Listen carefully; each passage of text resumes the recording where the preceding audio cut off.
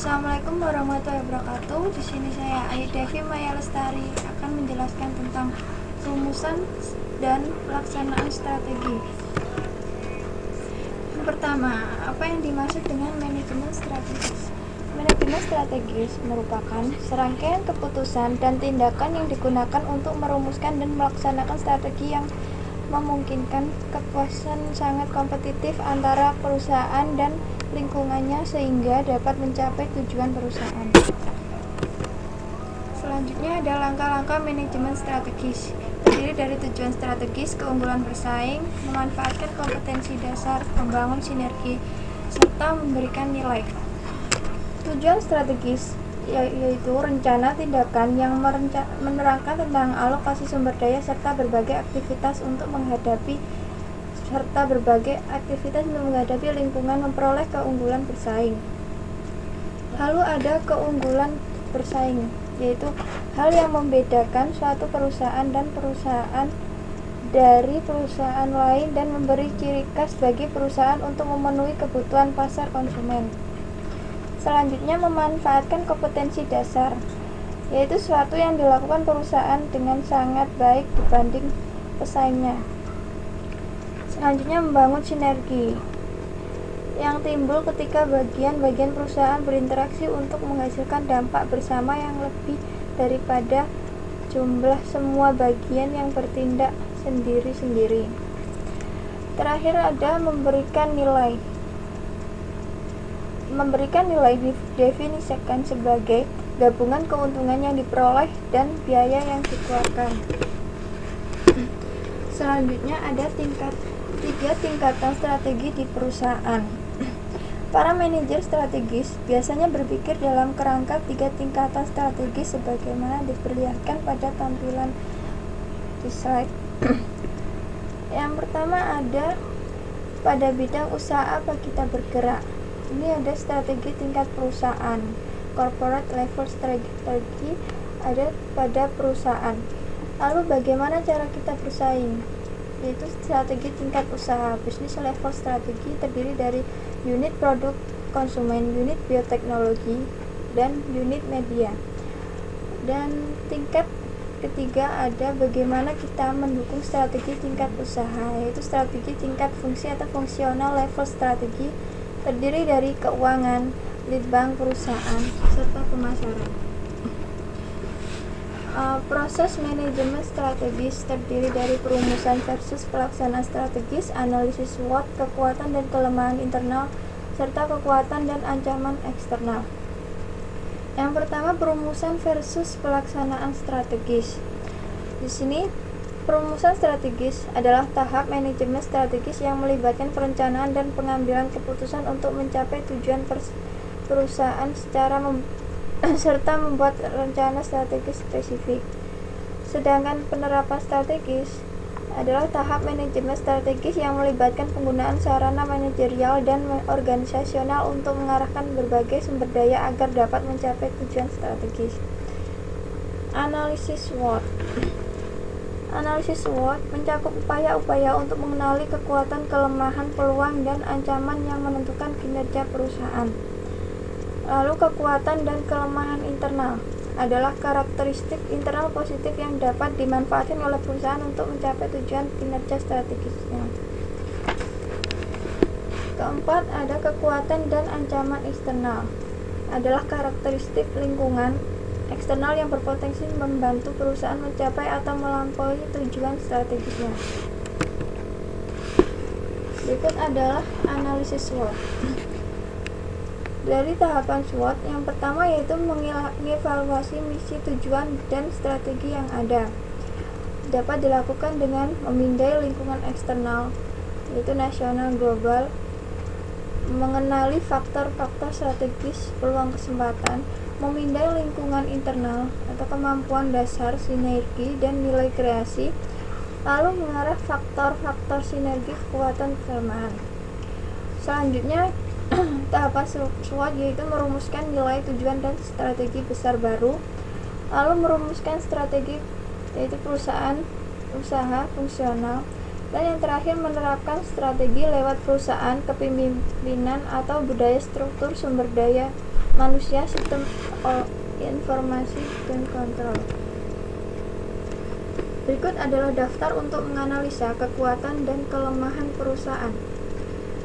Dalam bidang manajemen dan perusahaan ada kualitas manajemen, kualitas staf, tingkat sentralisasi, bagan perusahaan, sistem perencanaan, informasi dan kendali. Pemasaran terdiri dari saluran distribusi, pangsa pasar, efisiensi iklan, kepuasan pelanggan, kualitas produk, reputasi layanan, omset penjualan. Dalam sumber daya manusia terdiri dari pengalaman dan pendidikan pegawai, status perserikatan, absen kerja, kepuasan kerja, serta keluhan. Lalu di bidang keuangan ada margin laba, rasio utang ekuitas, rasio persediaan, rasio laba modal, serta nilai layak pinjam. Bidang produksi ada lokasi pabrik, usia mesin, sistem pengadaan, pengendalian mutu, produktivitas atau efisiensi. Lalu di penelitian dan pengembangan ada penelitian terapan dasar, kemampuan laboratorium, program penelitian, inovasi produk baru, serta inovasi teknologi. Berikutnya kita akan merumuskan strategi tingkat perusahaan. Terdiri dari strategi portofolio, metrik BCG, serta strategi diversifikasi. Pada strategi portofolio, kita akan mengenal unit usaha strategis. Itu perusahaan yang memiliki misi usaha unik, lini produk, pesaing, dan pasar yang berhubungan dengan SPU di suatu perusahaan. Strategi portofolio tersebut merupakan gabungan unit usaha dan lini produk perusahaan yang berpadu secara logis untuk memberikan sinergi dan keunggulan bersaing bagi perusahaan. Sedangkan metrik BCG merupakan konsep yang digagas oleh Boston Consulting Group untuk mengevaluasi dimensi tingkat pertumbuhan usaha dan pangsa pasar dari unit-unit usaha strategis. Selanjutnya ada strategi diversifikasi. Strategi beralih ke jenis usaha baru seperti yang dilakukan GE di bidang kesehatan. Diversifikasi bertujuan untuk memperluas usaha perusahaan dalam rangka menghasilkan berbagai barang dan jasa yang beragam. Diversifikasi ini terbagi menjadi dua, yaitu terkait dan terpisah. Diversifikasi terkait beralih ke lini bonus yang masih terkait dengan kegiatan usaha perusahaan. Sedangkan diversifikasi terpisah merupakan membuka lini usaha yang benar-benar baru. Sedangkan integrasi vertikal membuka lini usaha baru yang memproduksi pasokan yang dipadukan untuk produk atau mendistribusikan dan menjual produk tersebut. Nah, ini merupakan matriks dari BCG. Dilihat dari tingkat pertumbuhan usaha serta pangsa pasar. Selanjutnya merumuskan strategi tingkat perusahaan. Ada 5 kekuatan kompetitif porter. Yang pertama yaitu potensi pesaing baru, daya tawar pembeli, daya tawar pemasok, ancaman produk pengganti, serta persaingan antar kompetitif. Dari potensi pesaing baru, kebutuhan modal dan penghematan ekonomi merupakan contoh dua potensi yang dapat mencegah munculnya pesaing baru. Kedua, daya tawar pembeli. Pelanggan yang cerdas menjadi pelanggan yang terberdayakan. Internet memungkinkan pelanggan untuk mengakses berbagai informasi mengenai barang, jasa, dan pesaing. Lalu, daya tawar pemasok. Pemusatan pemasok dan ketersediaan pemasok pengganti merupakan faktor-faktor penting yang menentukan daya tawar pemasok. Keempat, ancaman produk pengganti. Kekuatan alternatif dan pengganti produk perusahaan dapat dipengaruhi oleh perubahan biaya atau tren. Terakhir, persaingan antar kompetitif. Seperti diperlihatkan pada tampilan, pesaing antar kompetitor dipengaruhi oleh keempat faktor sebelumnya, di samping oleh biaya dan diferensiasi produk. Ini merupakan strategi dari kompetitif, yaitu diferensiasi, kepemimpinan biaya, serta fokus. Karakteristik organisasional dari diferensiasi adalah bertindak secara fleksibel dan longgar dengan koordinasi antar departemen yang kuat, kemampuan imbalan dasar yang kuat, bakat kreatif berpikir di luar otak, keahlian pemasaran yang kuat, memberi imbalan untuk inovasi pegawai, serta reputasi perusahaan di bidang kualitas dan keunggulan teknologi.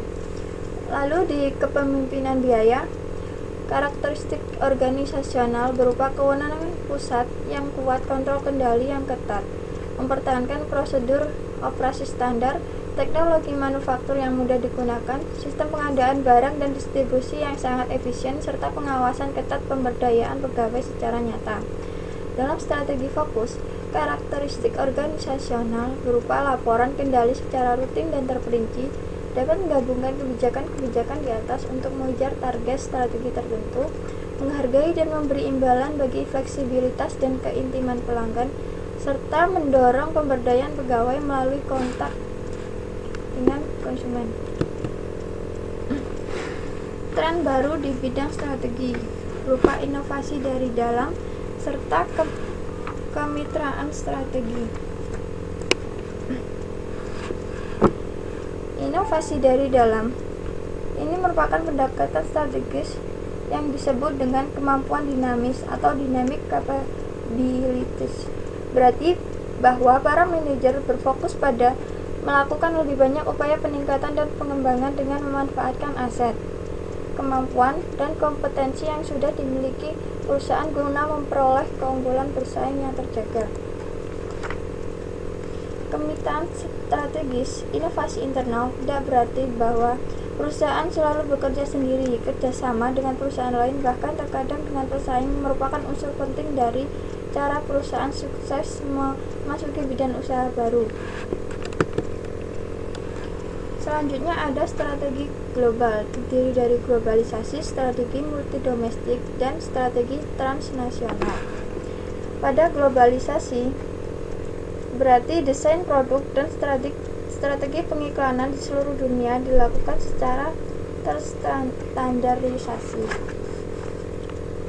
Selanjutnya strategi multidomestik atau multidomestik strategi berarti persaingan di setiap negara ditangani secara terpisah dengan negara lain. Selanjutnya strategi transnasional atau strategi transnasional bertujuan mencapai integrasi global sekaligus daya respon nasional. Ini merupakan penerapan strategi berupa kepemimpinan, rancangan struktural, sistem informasi dan kendali, lalu sumber daya manusia. Dalam kepemimpinan, kunci penting penerapan strategi yang berhasil adalah kepemimpinan. Kepemimpinan adalah kemampuan untuk mempengaruhi orang lain agar menunjukkan perilaku baru yang diperlukan dalam menerapkan strategi. Rancangan struktural terkait dengan tanggung jawab para manajer, tingkat kewenangan mereka, serta konsolidasi dari berbagai fasilitas departemen. Sistem informasi dan kendali mencakup sistem imbalan gaji, anggaran untuk alokasi sumber daya, sistem teknologi informasi, serta peraturan kebijakan dan prosedur perusahaan. Selanjutnya, sumber daya manusia adalah para pegawainya. Sumber daya manusia bertugas untuk merekrut, menyeleksi, melatih, memindahkan, mempromosikan, dan memecat pegawai dalam upaya mencapai tujuan strategis. Sekian penjelasan dari saya. Apabila ada salah, saya mohon maaf. Dan assalamualaikum warahmatullahi wabarakatuh.